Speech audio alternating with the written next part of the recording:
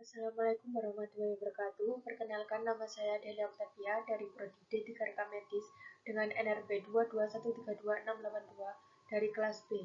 Di sini saya akan memenuhi tugas anatomi fisiologi tentang sistem pencernaan. Sistem pencernaan pada manusia atau disebut juga saluran gastrointestinal adalah saluran yang memanjang dari mulut hingga ke anus. Saluran ini berfungsi untuk mencerna, memecah, dan menyerap zat gizi makanan untuk dikirimkan melalui peredaran darah.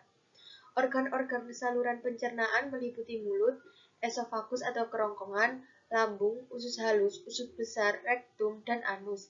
Sementara itu, organ-organ pencernaan pelengkap adalah mulut, kantung empedu, kelenjar air liur, hati, dan pankreas. Saluran pencernaan yang pertama yaitu mulut. Mulut tempat terjadinya pencernaan mekanik dan kimiawi. Mulut berfungsi untuk mengunyah makanan menjadi lebih halus agar mudah dicerna. Di dalamnya terdapat organ-organ pelengkap yaitu lidah, gigi, dan kelenjar luda. Bagian luar lidah terdiri dari papila, yakni tonjolan-tonjolan yang berfungsi mencekram makanan dan mengenali rasa. Air liur berperan penting untuk memecah makanan.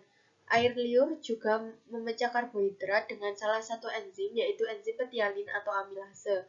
Gerakan lidah dari mulut mendorong makanan ke belakang tenggorokan pada persimpangan antara tenggorokan dan kerongkongan.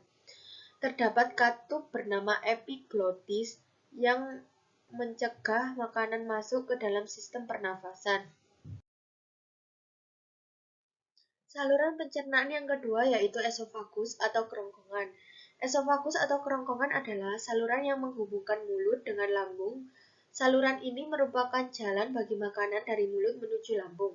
Otot-otot kerongkongan memindahkan makanan dengan gerakan peristaltik. Ini adalah kumpulan kontraksi dan relaksasi otot yang menimbulkan gerakan seperti gelombang, sehingga makanan terdorong masuk menuju lambung. Pada ujung kerongkongan terdapat otot-otot berbentuk cincin.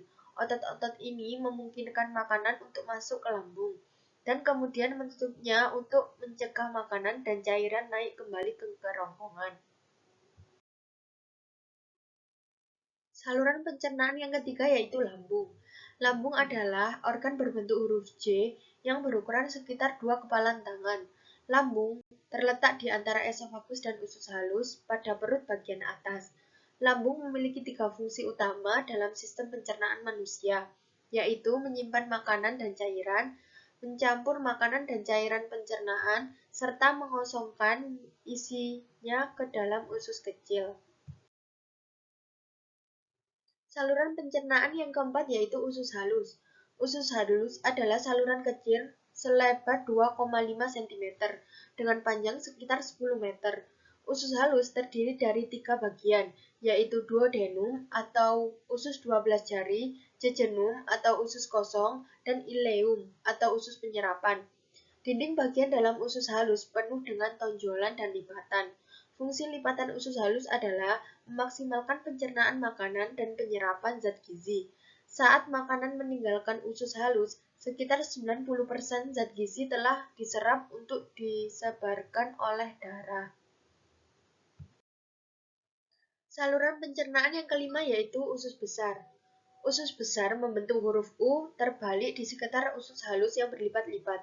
Saluran ini dimulai dari sisi kanan bawah tubuh dan berakhir di sisi kiri bawah. Panjang usus besar sekitar 5-6 meter dan terdiri dari 3 bagian, yaitu sekum, kolon, dan rektum.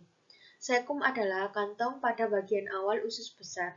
Area ini menyalurkan hasil pencernaan makanan yang telah diserap dari usus halus menuju usus besar. Kolon adalah tempat cairan dan garam diserap dan memanjang dari sekum ke rektum.